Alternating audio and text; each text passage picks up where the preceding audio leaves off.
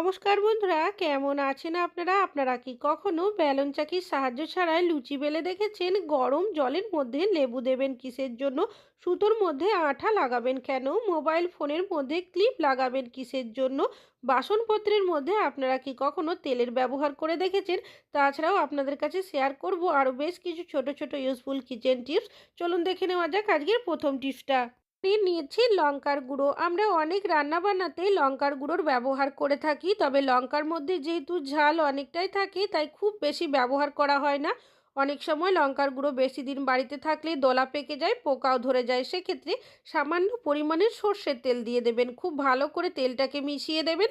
সর্ষের তেলের মধ্যে ঝাঁঝালো একটা স্ট্রং গন্ধ থাকে, যার কারণে শুকনো লঙ্কার গুঁড়ো দেখবেন দলাও পাকবে না, পোকাও ধরবে না। এখন চলে যাচ্ছি পরবর্তী টিপসে। আমি এখানে বেশ কিছুটা উচ্ছে কেটে নিয়েছি। উচ্ছে বা করলা আমাদের কম বেশি অনেকেরই বাড়িতে নিয়ে আসা হয়ে থাকে, তবে যেহেতু এর মধ্যে অনেকটাই তেতো থাকে তাই অনেকেরই বাড়িতে ছোট বাচ্চারা রয়েছে, তারা দেখবেন একদমই কিন্তু উচ্ছে বা করলা যে রেসিপি বানায় বা ভাজা করি না কেন খেতে পারে না। সেক্ষেত্রে একটা টিপস আপনারা ফলো করতে পারেন। আগে উচ্ছে বা করলাটা কেটে ধুয়ে ভালো করে পরিষ্কার করে নেবেন, পরিমাণ মতো লবণ আর হলুদ দিয়ে দেবেন, তারপর খুব ভালোভাবে মাখিয়ে নেবেন। এইভাবে মাখিয়ে আপনারা রেখে দেবেন 5 মিনিটের জন্য।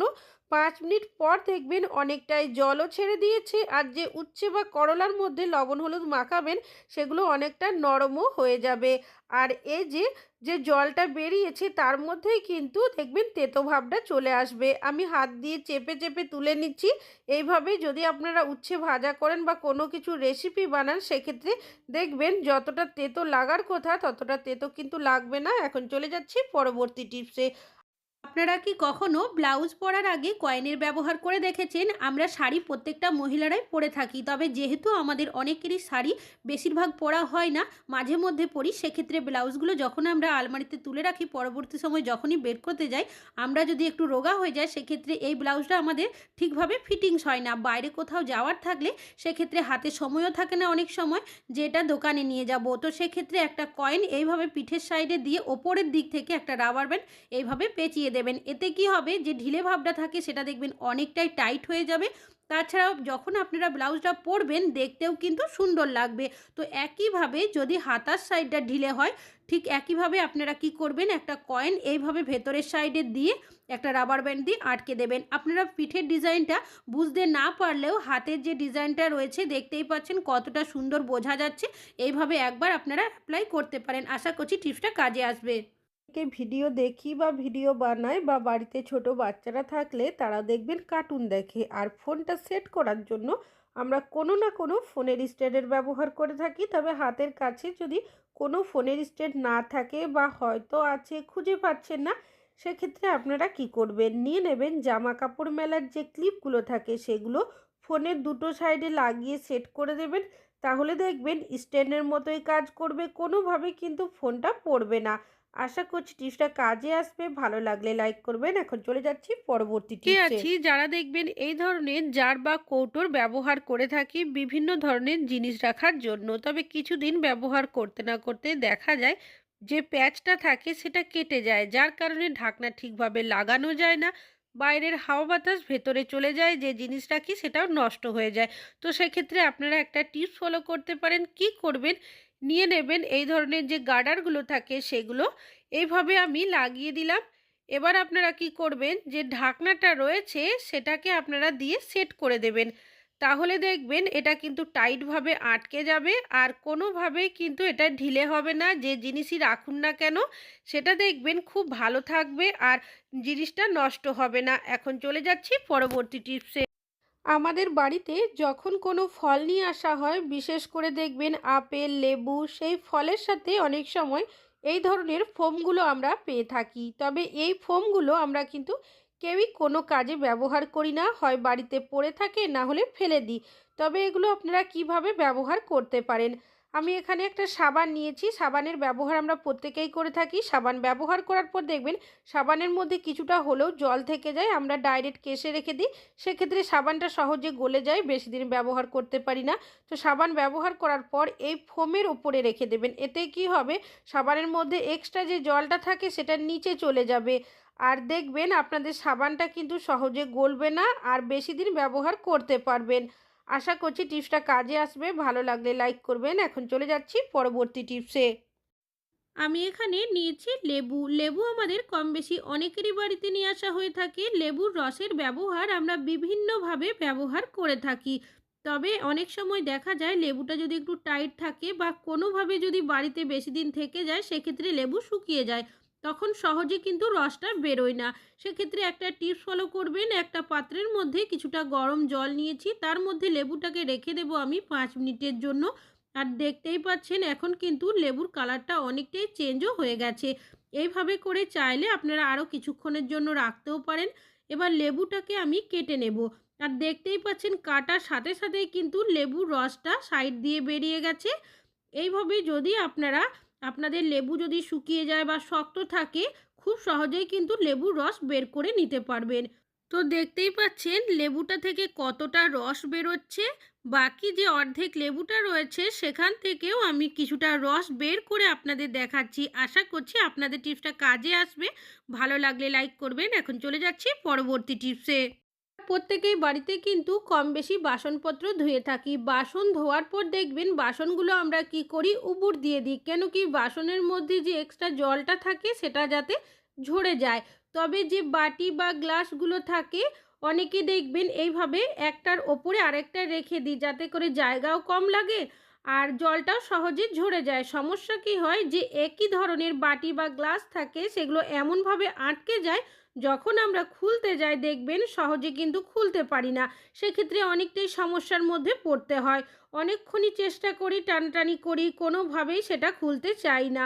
তো কি করবেন, নিয়ে নেবেন সামান্য পরিমাণের তেল। আমি এখানে সর্ষের তেল নিয়েছি, সাদা তেলেরও ব্যবহার করতে পারেন। যে জয়েন্টটা রয়েছে বাটির তার মধ্যে আমি তেলটাকে এভাবে দিয়ে দিয়েছি। একইভাবে যদি আপনাদের অন্যান্য কোনো পাত্র আটকে যায় এই টিপসটা কিন্তু ফলো করতে পারেন। তো তেলটাকে আমি এইভাবে করে আঙুলের সাহায্যে নাড়িয়ে নাড়িয়ে ভেতরের সাইডে ঢুকিয়ে দেওয়ার চেষ্টা করছি। এইভাবে যদি তেলটা ভেতরে চলে যায় তাহলে একটা স্লিপের মতো হবে, যার কারণে সহজেই কিন্তু আপনারা খুলে নিতে পারবেন। তো দেখতেই পাচ্ছেন এখন আমি এইভাবে আলতো করে ঘোরাবো আর এইভাবে ঘোরাতে ঘোরাতেই দেখবেন সহজেই কিন্তু দুটো পাত্রই আপনারা আলাদা করে নিতে পারবেন। তো দেখতেই পাচ্ছেন কতটা সহজে এইভাবে করে আলাদা করে নিলাম। আশা করছি টিপসটা কাজে আসবে। ভালো লাগলে লাইক করবেন। এখন চলে যাচ্ছি পরবর্তী টিপসে। আমি এখানে নিয়েছি একটা প্যান্ট। আমরা অনেকে এই ধরনের এলাস্টিক দিয়া কোনো না কোনো প্যান্টের ব্যবহার করে থাকি। তবে কিছুদিন ব্যবহার করতে না করতেই প্যান্টের যে এলাস্টিকটা থাকে সেটা অনেকটাই ঢিলে হয়ে যায়। যার কারণে প্যান্টটা অনেক সময় ভালো থাকে, এলাস্টিকটা ঢিলে হওয়ার কারণে আমরা কিন্তু এই প্যান্টটার ব্যবহার করতে পারি না। সেক্ষেত্রে আপনারা একটা টিপস ফলো করতে পারেন। এখানে আমি নিয়েছি সূচ আর সুতো, অন্য কালারের সুতো নিয়েছি আপনাদের বোঝানোর জন্য। আপনারা যখন কাজটি করবেন একই কালারের সুতো নেওয়ার চেষ্টা করবেন। তবে সুতোটা যদি মজবুত নেন সেক্ষেত্রে সহজেই কিন্তু সুতোটা ছিঁড়ে যাবে না। তো আমি দেখতেই পাচ্ছেন এইভাবে করে ৩ বার সেলাই করে দিয়েছি। আপনাদের কতটা ঢিলে হচ্ছে সেই মাপ করেই কিন্তু সেলাইটা করতে হবে। তলার সাইডে এইভাবে আপনারা সেলাই করার পর কিছুটা অংশ সুতো বাকি রেখে কেটে দেবেন। ঠিক একইভাবে এই সুতোটার যেখানে সেলাই করেছি তার নিচের সাইড করে একইভাবে আবারও আমি সেলাই করব। সেলাই করার একটাই কারণ যাতে করে এই সুতোটা সেলাই করার পর অনেকটাই মজবুত হয়ে যায়। তো দেখতেই পাচ্ছেন ঠিক একইভাবে আবারও কিন্তু আমি সেলাইটি করে নিয়েছি। যখন সেলাই করা হবে ঠিক দেখতে এরকম হবে। আবারও সুতোর বাড়তি কিছুটা অংশ রেখে কেটে দিয়েছি। এবার যে দুটো সুতো রয়েছে সেই সুতো দুটো এইভাবে আলতো হাতে টেনে নেবেন। তাহলে কি হবে, দেখবেন কুচির মতো তৈরি হয়ে যাবে। সুতো যাতে খুলে না যায় এইভাবে আপনারা গিঁট দিয়ে দেবেন।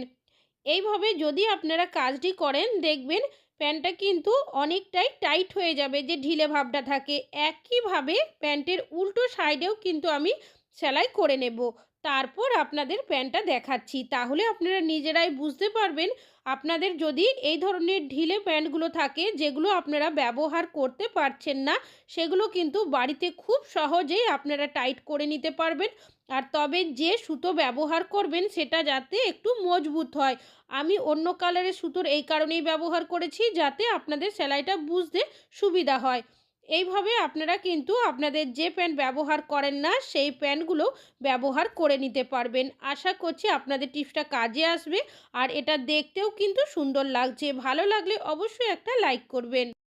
কিন্তু সুতো রেখে থাকি ছোটোখাটো টুকটাক সেলাই করার জন্য। তবে দেখবেন যখন আমরা ছোট্ট সাইজের সূচের মধ্যে সুতোটা পরাতে যাই সহজে কিন্তু পরাতে পারি না।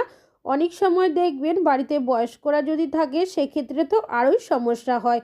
তো আপনারা একটা কাজ করবেন, কি করবেন, নিয়ে নেবেন আঠা। আমি এখানে ফেভিকল নিয়েছি, এখানে ফেভিকল বা ফেভিগাম যেগুলো থাকে সেগুলি নেওয়ার চেষ্টা করবেন। আঠাটাকে সুতোর মুখের মধ্যে ভালোভাবে এভাবে চেপে চেপে লাগিয়ে নিয়েছি। এইভাবে করে রেখে দেবেন আপনারা 5 মিনিটের জন্য। তাহলে দেখবেন আঠাটা শুকিয়ে শক্ত হয়ে যাবে আর যে সুতোটা রয়েছে সেটাও সোজা হয়ে যাবে। তারপর যখন আপনারা ছোট্ট সাইজের সূচের মধ্যে পরাবেন সুতোটা সহজেই পরিয়ে নিতে পারবেন। আশা করছি টিপসটা কাজে আসবে। ভালো লাগলে লাইক করবেন। এখন চলে যাচ্ছি পরবর্তী টিপসে। একটা একটা করে লুচি বেলতে আমাদের কিন্তু অনেকক্ষণ সময় লাগে। বাড়িতে যদি আত্মীয় স্বজন আসার থাকে বা সকালের দিকে যদি বাচ্চা অথবা বড়দের টিফিন করতে হয়, আমাদের তাড়াহুড়োর মাঝে লুচি করতে অনেকটাই সময় লেগে যায়। তো আপনারা কিভাবে লুচি করবেন তা আবার বেলন চাকি ছাড়া। একটা থালা নিয়েছি, ভালো করে ধুয়ে পরিষ্কার করে নিয়েছি।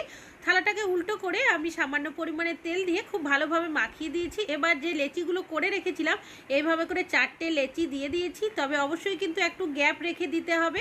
আরও একটা থালা উল্টো দিকে এভাবে একটু তেল মাখিয়ে দিয়েছি। এবার থালাটাকে ওপর থেকে এইভাবে করে দিয়ে ভালোভাবে সেট করে নেবেন। আর চাইলে আপনারা এভাবে হাত দিয়ে চেপেও দিতে পারেন। আর যদি অসুবিধা হয় সেক্ষেত্রে একটা বাটি নিয়ে নেবেন, এইভাবে করে কিছু সেকেন্ড ঘুরিয়ে নেবেন। তবে অবশ্যই কিন্তু একটু প্রেস করে কাজটা করতে হবে।